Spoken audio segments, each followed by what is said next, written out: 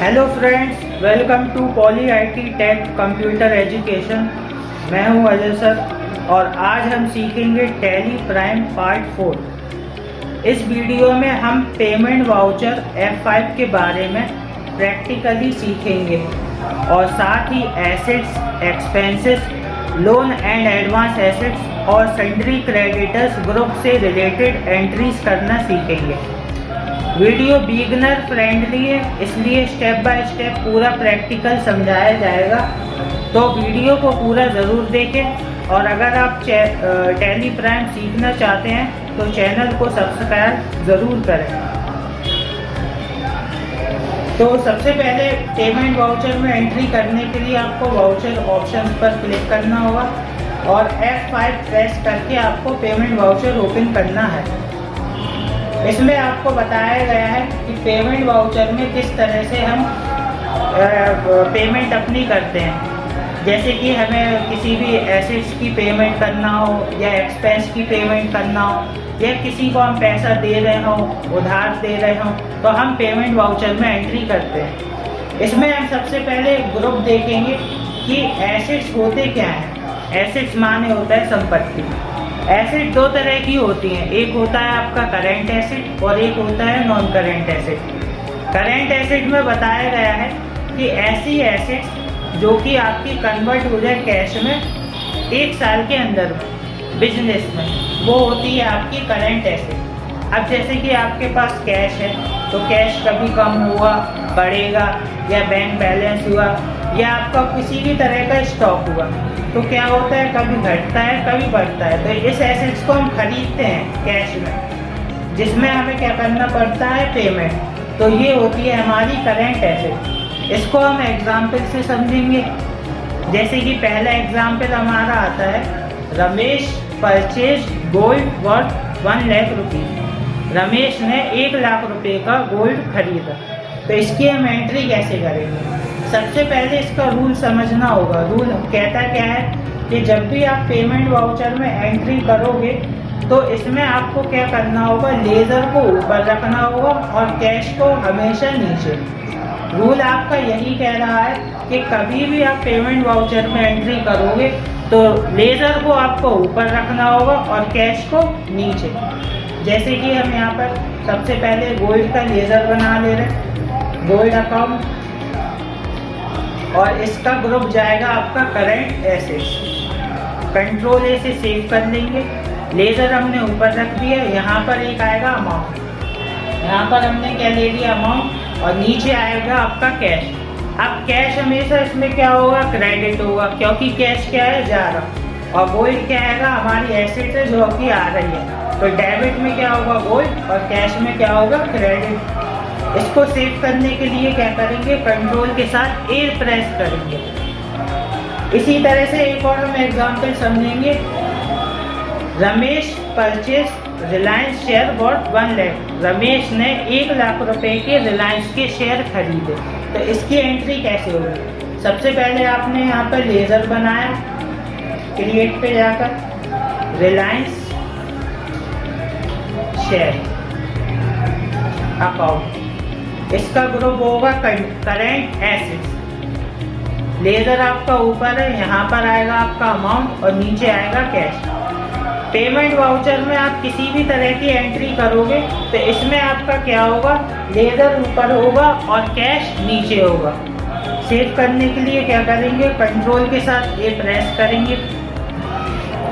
इसी तरीके से नेक्स्ट हमारा जो ग्रुप आता है वो आता है हमारा फिक्स्ड एसेट, जिसे हम नॉन करेंट एसेट बोलते हैं। फिक्स्ड एसेट क्या कहता है, fixed assets group includes those assets which are purchased for long term use in business and are not mean for resale. इसका मीन्स ये है, ऐसी एसेट जो आप लॉन्ग टर्म के लिए खरीदो बिजनेस में और उसको दोबारा बेचने के लिए ना खरीदी है, उसे हम कहते हैं फिक्स्ड एसेट। जैसे बिजनेस के लिए हमने कोई भी लैंड खरीदी या फिर बिल्डिंग या फिर फर्नीचर या मशीन, तो ये हमारा जो ग्रुप होगा वो होगा फिक्स्ड एसेट। तो इसका जो हम भुगतान करेंगे वो पेमेंट वाउचर में करेंगे, जिसमें से पहले एग्जाम्पल आता है आपका, Ramesh purchase a bike for 1 lakh rupees in cash.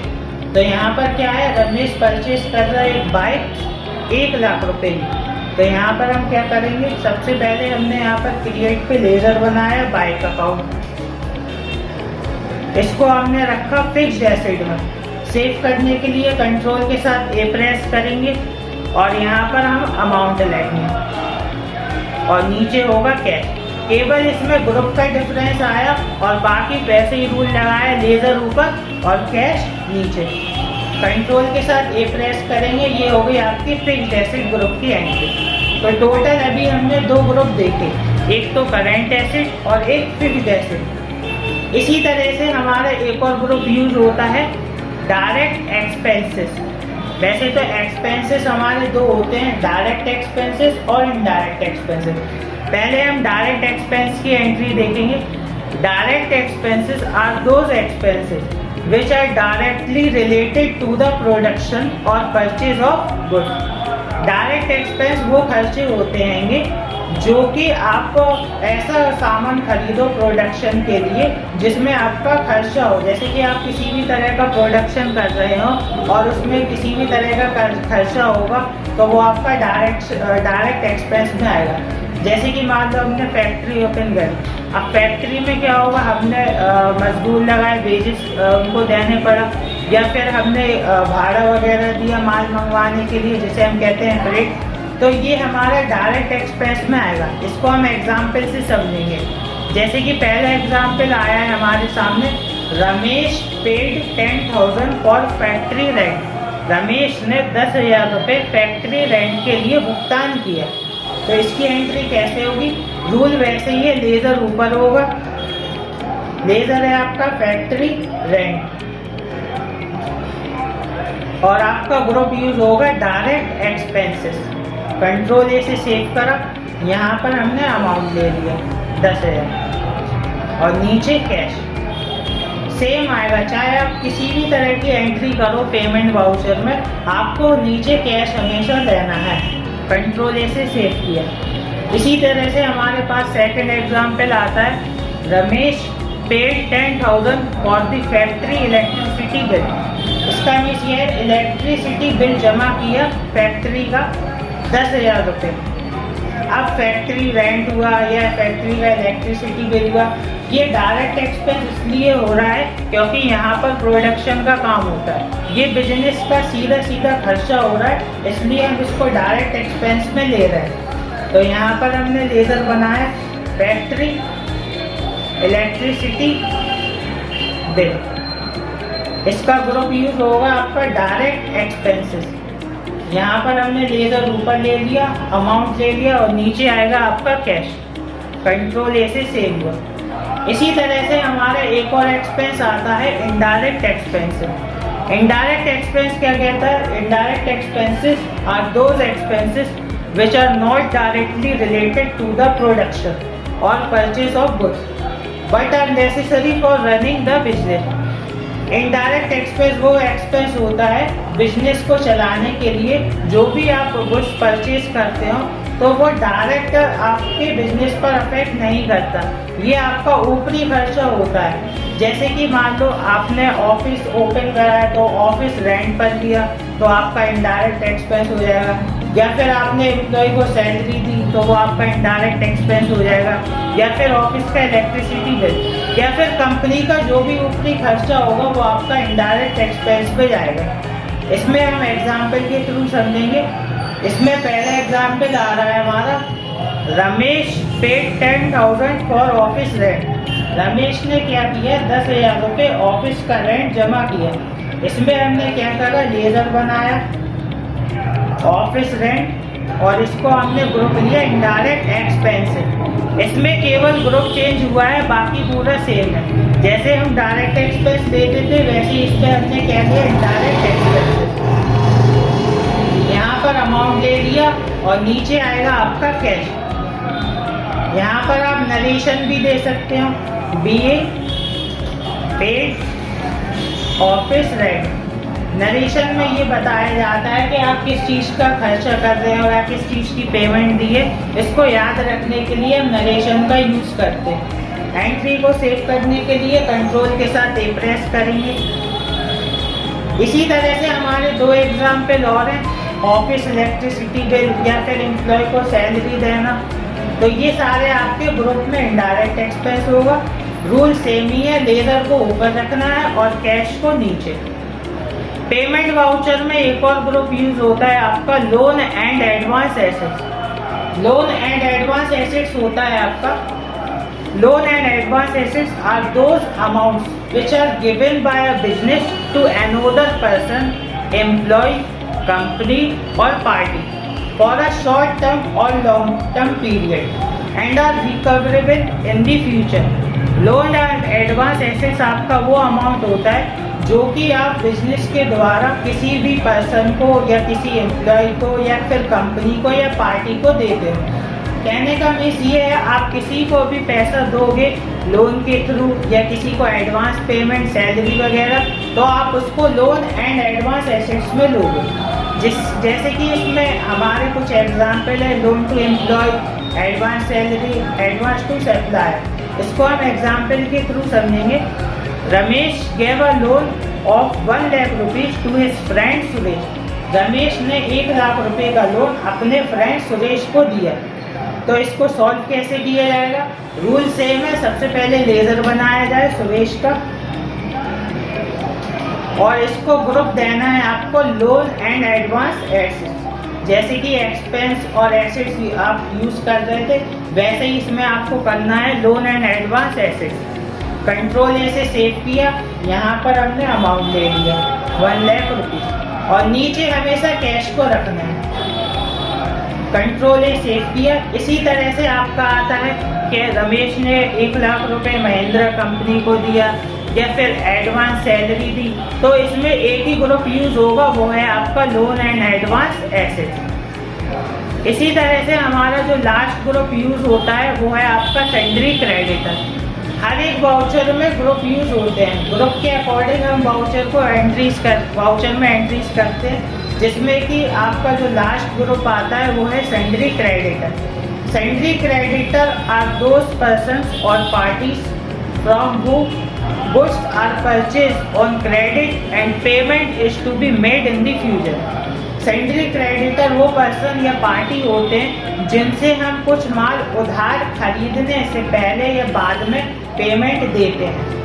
इसका मीन्स ये है, जैसे कि मान लो हमने 1 लाख रुपए का किसी पार्टी से माल खरीदा, उसको 10,000 रुपये हमने एडवांस पेमेंट दे दी है, पहले दे दी माल खरीदने से पहले, तो हम उसे सेंड्री क्रेडिटर में रखते हैं। या फिर हमने उससे उधार माल खरीदा, उसकी पेमेंट करी बाद में पूरी, तो हम सेंड्री क्रेडिटर को यूज़ करेंगे, बिकॉज हम यहाँ पर पेमेंट कर रहे हैं सेंड्री क्रेडिटर को। इसको हम एग्जाम्पल के थ्रू समझेंगे। Before purchasing goods on credit, Ramesh paid 10,000 to Lenovo computer shop.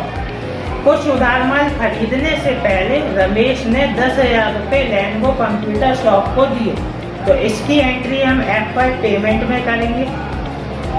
इसका हमने लेजर बनाया लेनोवो कंप्यूटर शॉप। इसका आपका ग्रुप होगा सेंड्री क्रेडिटर। इसको सेव करेंगे कंट्रोल ए से। पेमेंट है आपकी 10,000 की और नीचे आपका कुछ मेथड्स ऑफ एडजेक्टिव्स आते हैं। मेथड ऑफ एडजेक्टिव्स में सबसे पहले आता है एडवांस। अगर आप माल उधार खरीदने से पहले पेमेंट एडवांस कर रहे हो तो एडवांस लोगे। अगर आपने पहले आधी पेमेंट कर दी है, आधी बाद में कर रहे हो तो अगेंस्ट रेफरेंस आएगा।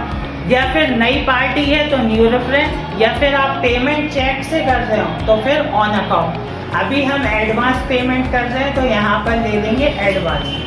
पेमेंट पहली है एडवांस तो यहाँ पे फर्स्ट लिख लेंगे और नीचे आएगा आपका कैश। कंट्रोल ए से सेव करेंगे। इसी तरह से हमारा नेक्स्ट एग्जाम्पल आता है सोनी कंप्यूटर शॉप को हमने 10,000 रुपये दिए कुछ माल खरीदने से पहले उधार, ऐसे ही डेल कंप्यूटर शॉप पे। ये जो आपको एग्जाम्पल बताए गए हैं इनकी सॉल्विंग भी दी गई है।